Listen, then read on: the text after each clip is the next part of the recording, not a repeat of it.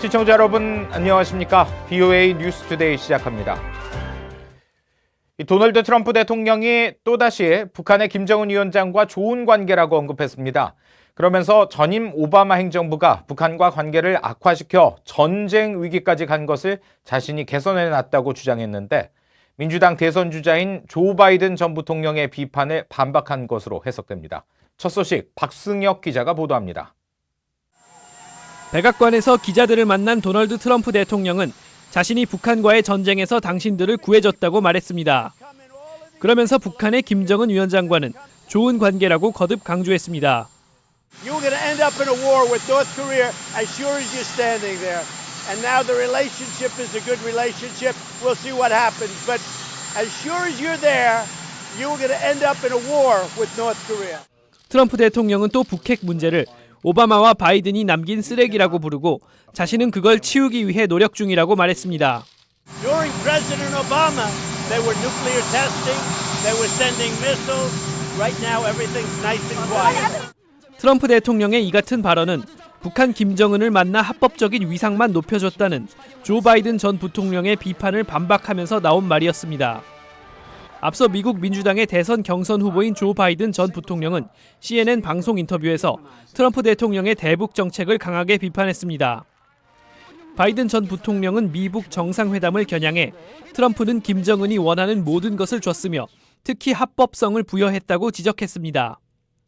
또 트럼프 대통령이 김정은을 사랑한다고 말하지만 정작 김정은은 아무것도 하지 않았고 우리만 연합훈련을 중단했다고 비판했습니다. 현재 민주당 경선 후보 중에서 지지율 1위를 지키고 있는 바이든 전 부통령은 트럼프 대통령을 비판하면서 자신이 당선되면 대북 방어력을 예전처럼 높일 것이라고 강조했습니다. VOA 뉴스 박승혁입니다. 중국과 러시아의 북한 교역이 최근 활발해지면서 이들 두 나라가 대북 제재에 적극적으로 동참하지 않고 있다는 지적이 다시 나오고 있습니다. 이 제재 이행을 위해 관련국들 간의 재정비가 필요하다고 전문가들은 강조했습니다. 오택성 기자가 보도합니다. 최근 중국과 러시아의 대북 교역은 눈에 띄게 증가했습니다. 러시아는 특히 지난 5월 한 달 동안 3,000톤이 넘는 정제유를 북한에 공급했다고 유엔 안보리에 보고했습니다. 국제무역센터의 수출입 현황 자료에 따르면 북한은 중국으로부터 지난 5월 한 달간 2억 5,829만 달러어치의 물품을 수입했습니다.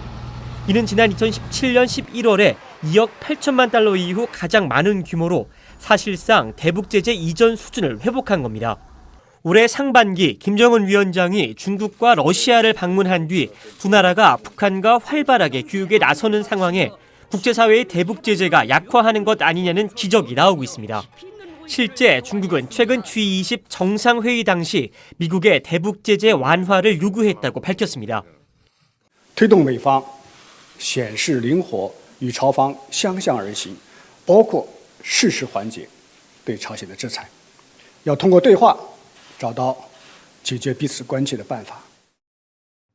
중국과 러시아는 유엔 안보리 대북 제재 결의에 찬성했기 때문에 제재 자체에는 반대하는 것은 아니지만 제재 이행에 있어서는 미국과 이견이 크다는 분석도 나옵니다. So I think there is not a consensus at the moment about the best way to manage the role of sanctions in encouraging a positive process on the nuclear negotiation. 또 본격적인 대북 제재는 중국과 러시아가 동의한 2017년 이후부터였으며 특히 중국의 협력은 필수적이라는 지적도 나왔습니다. In fact, I don't think the sanctions had much impact at all until 2017. So it's very important for all of us to keep everybody on board with them. China has to keep on board, and I'm sure politically it's difficult at times to do that. 브라운 교수는 또 대북 제재 이행 목표는 북한의 경제 붕괴가 아닌 비핵화라며 따라서 제재 이행을 위한 관련국들 사이에 목표 설정이 필요하다고 강조했습니다. VOA 뉴스 오택성입니다. 유엔이 북한을 또다시 외부의 식량 지원이 필요한 나라로 지목했습니다. 북한이 외부에서 조달해야 할 식량 규모를 110만 톤으로 추산했습니다. 이현철 기자가 보도합니다. 유엔 산하 식량농업기구는 4일 발표한 2분기 곡물작황 식량 상황 보고서에서 북한을 외부의 식량 지원이 필요한 세계 41개 나라 가운데 하나라고 밝혔습니다. 북한이 상업적 구매로 51만 8천 톤, 식량 원조를 통해서 12만 3천 톤 등 64만 1천 톤을 확보했지만 여전히 110만 톤의 식량을 외부에서 조달해야 한다는 겁니다. 보고서는 좋지 않은 기후 조건 때문에 지난해 북한의 전체 곡물 생산량이 전년도 평균보다 훨씬 적었는데 이는 2008년 이후 가장 적을 것으로 예상된다고 밝혔습니다. 또한 올해 북한의 밀 생산도 지난 겨울의 강수량과 적설량 부족으로 평균 이하를 기록할 것으로 내다봤습니다. 아울러 북한 중부와 남부 지역에서 지난 4월과 5월의 강수량이 평균보다 적었고 사용 가능한 관계 용수도 적어서 파종이 늦어졌기 때문에 주요 곡물의 생산이 우려된다고 말했습니다. 그러면서 6월 초에 강수량이 평균 수준으로 회복되면서 파종 속도가 빨라지고 곡물이 자랄 수 있는 여건이 개선됐지만 일부 지방의 곡물 피해는 되돌릴 수 없는 것으로 간주되고 있다고 덧붙였습니다. 보고서는 또 유엔 식량농업기구와 세계 식량계획이 최근 발표한 긴급 북한 식량 안보 평가 보고서를 인용해 북한 전체 인구의 40%에 달하는 1,010만 명이 식량 부족에 처해 있고 긴급한 식량 지원이 필요한 것으로 추산된다고 밝혔습니다. 이와 함께 북한에서 아프리카 돼지열병이 발병한 사실을 언급하면서 이로 인해 돼지고기 생산과 가공에 의존하는 많은 사람들의 생계와 식량 부족에 관한 우려도 제기되고 있다고 덧붙였습니다. 식량농업기구가 이번에 지정한 41개 식량 부족 국가 중에 아프리카 국가가 31개로 약 80%를 차지했습니다. 아시아 국가는 북한과 미얀마 등 8개국이며 나머지는 베네수엘라와 하이티 등 2개국입니다. BOA 뉴스 이현철입니다.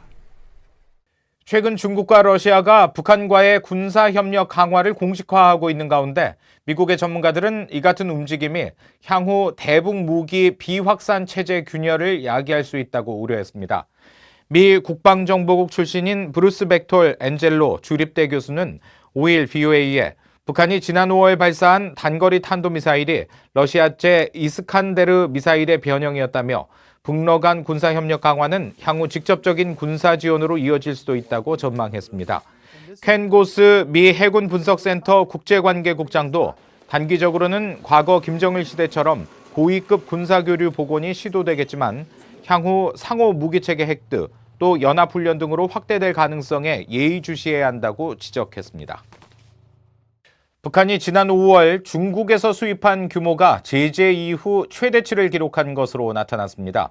국제무역센터의 수출입 현황 자료에 따르면 북한은 지난 5월 한 달간 중국으로부터 2억 5,829만 달러어치의 물품을 수입했으며 특히 플라스틱과 비료 수입량이 크게 증가했습니다. 이 같은 5월 대중국 수입액은 지난 2017년 11월에 2억 8천만 달러 이후 가장 많은 액수로 사실상 대북제재 이전 수준을 회복한 겁니다. 반면 같은 기간 북한의 중국 수출액은 1,601만 달러로 전달인 4월에 2,226만 달러보다 크게 감소해 지난 5월 북한의 대중 무역 적자 또한 제재 국면 이후 최대치를 기록했습니다. 말레이시아 법원이 대북제재 위반 혐의로 미국의 송환 요청에 따라 체포한 북한 사업가의 보석 요청을 거부했습니다. 쿠알라룸푸르 지방법원은 지난 4일 열린 공판에서 도주 우려를 이유로 북한 사업가 문철명 씨 측이 요청한 보석 신청을 기각하고 오는 12일 송환 여부를 다시 심리하기로 했습니다. 현지 검찰에 따르면 문 씨는 지난 2014년과 17년 사이 사치품 등 대북 수출 금지 품목을 거래하는 등 모두 5건의 혐의를 받고 있으며 미 수사당국의 송환 요청에 따라 지난 5월 체포됐습니다. 문 씨 변호인 측은 이번 사건은 형사나 테러리즘과 무관한 단순 돈 세탁 사건이라며 문 씨의 미국 송환을 막기 위해 법정에서 싸울 것이라고 말했습니다. 뉴질랜드 정부는 북한의 제재 위반을 저지하는 국제사회의 노력에 동참하기 위해 지난해 9월과 10월 해상 초계기를 파견했으며 올해는 추가 파견 여부를 아직 결정하지 않았지만 협력국들과 긴밀한 소통을 유지하고 있다고 밝혔습니다. 또 도널드 트럼프 대통령과 김정은 위원장의 판문점 회동을 환영하며 북한이 비핵화에 대한 진전을 보인다면 북한 경제 발전을 지원할 준비가 돼 있다고 밝혔습니다. 뉴질랜드 외교부 대변인은 4일 관련 사항 등에 대한 VOA 논평 요청에 이같이 밝히고 완전하고 검증 가능하며 되돌릴 수 없는 비핵화를 향한 북한의 조치를 촉진하기 위한 관련국들의 외교와 대화에 대한 노력을 강조하고 있다고 설명했습니다. 이상으로 VOA 뉴스투데이 마칩니다. 함께해 주신 여러분 고맙습니다.